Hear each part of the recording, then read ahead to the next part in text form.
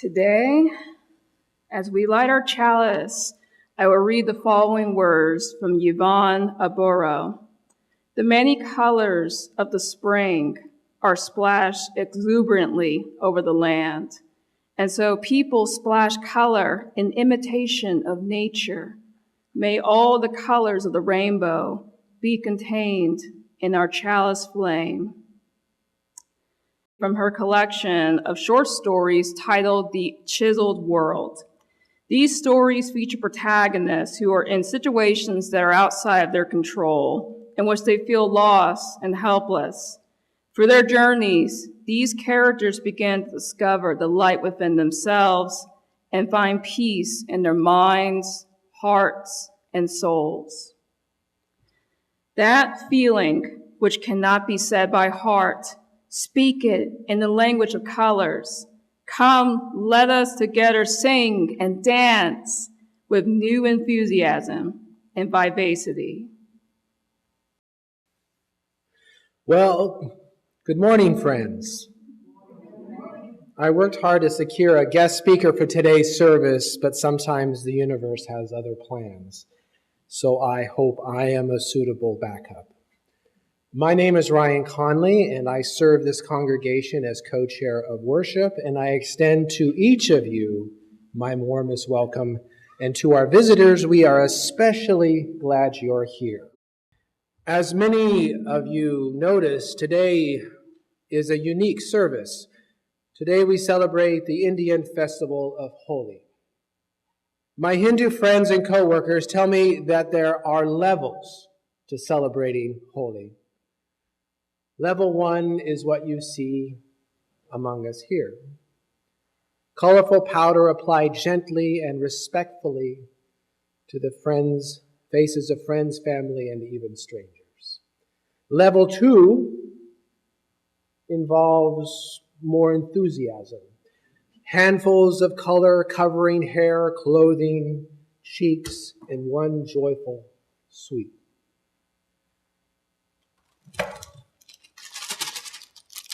Level 3 introduces water. The powders are mixed into dye, drawn up in a water squirter called a pichkari, and sprayed lovingly, ensuring no one leaves untouched. Level 4, entire neighborhoods erupt in color. Weeks later, traces of pink and gold still cling to sidewalks and streets. Today, you have been welcomed into the sanctuary for a level 1 experience. If you feel called, level 2 or 3, we can gather outside afterward. The picaris are ready. The powder is biodegradable and made from cornstarch. And yes, it washes out eventually. So now let me tell you the story behind this festival. As I share a story read from the Hindu tradition, tell me if it sounds familiar. It echoes through many traditions. Long ago, before the colors flew, before laughter carried through the spring air, there was a king. His name was Hiranyakashipu, and he was powerful. Not ordinary powerful, not particularly strong in body powerful, not respectful powerful, not elected powerful, invincible powerful. Through fierce discipline and meditation and cosmic bargaining, he secured a contract of protection. And this is important. He could not be killed. He could not be killed by man or by beast, according to these terms of the contract. Not inside, not outside, not by day or by night, not while on the earth or up in the sky, and not by a weapon. He had gamed the system, ensuring himself an airtight pathway to immortality. And once he believed himself untouchable, he demanded worship. Not respect, not loyalty, actual worship as if he himself had become a god. And everyone bowed out of fear. Everyone except his son, Prahalad. Now imagine this 5-year-old child. Not a rebellious child, a child free of anger and hatred. Just honest and focused. Prahlada loved Vishnu, the sustaining presence of the divine, the way a child feels sunlight, naturally, without disagreement nor resistance. When his father commanded him to bow, Prahalada answered gently, I cannot. My devotion belongs elsewhere. Tyrants can tolerate many things. They cannot tolerate quiet resistance. The king raged. He threatened. He ordered teachers to re-educate the boy. Still, the child would not bend. So the punishments began. Prahlada was thrown from a cliff, but he lived. He was poisoned, but he lived. He was trampled by elephants, but he lived. And again, death reached for him, and again, something deeper held him. Not defiance, not force, steadfastness. Finally, the king turned to his sister, Holika. Holi comes from her name, Holika. Holika possessed a cloak which made her immune to fire. The plan was simple. Build a pyre. Seat the boy on her lap. Let the flames rise. She would walk out untouched. He would burn. The fire was lit. Imagine the crackle, the smoke, the watching crowd, a child sitting in the lap of power that believes it cannot be harmed. The flames climbed higher, higher, higher.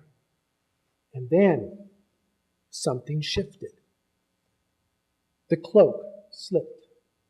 A gust come and blew the cloak from her shoulders, and it fell, covering the child in her lap. Holika screamed. The fire consumed her, and when the flames died down, Prahlada stepped out unharmed. To this day, on the night before Holi, fires are lit across India.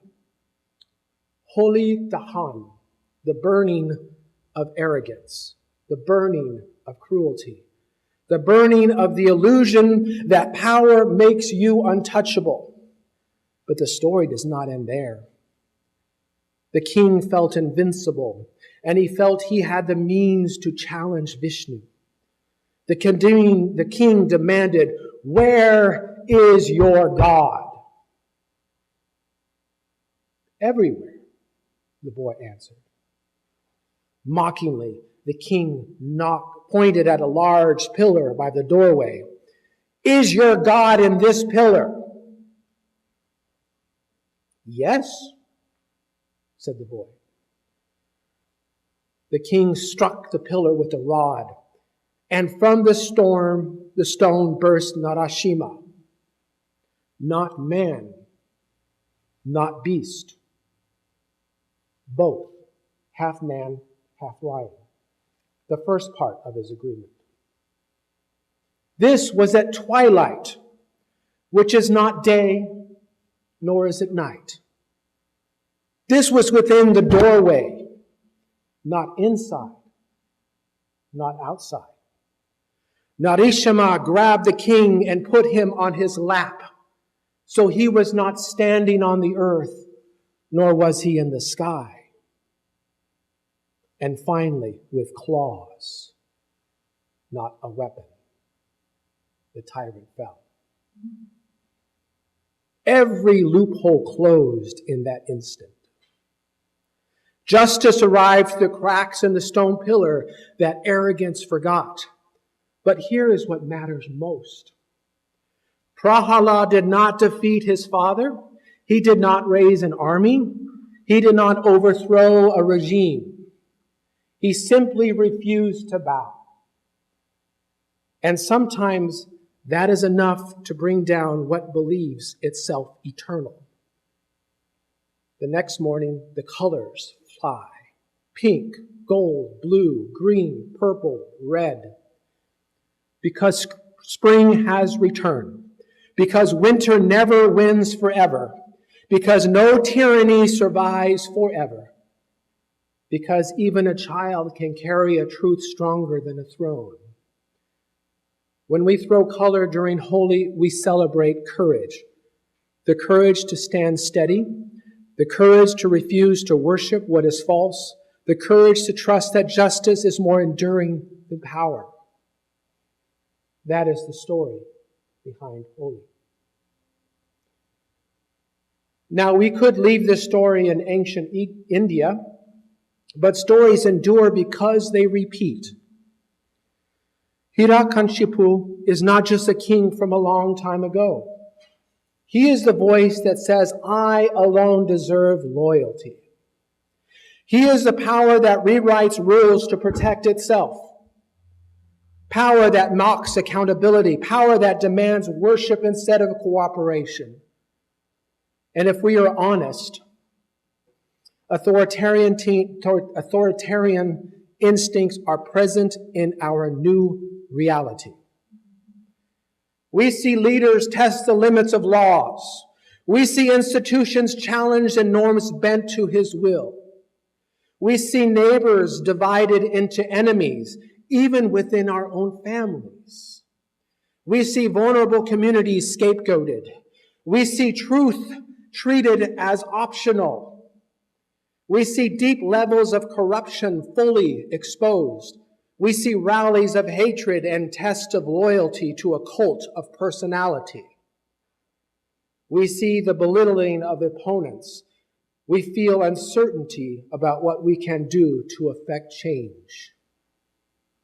That is not a political observation. That is a moral one. Unitarian Universalism insists that no human being has ultimate authority. No office is sacred. No leader is beyond accountability. Our faith is covenantal, not hierarchical. Authority flows from the people. Conscience matters. Dissent is holy when justice is at stake.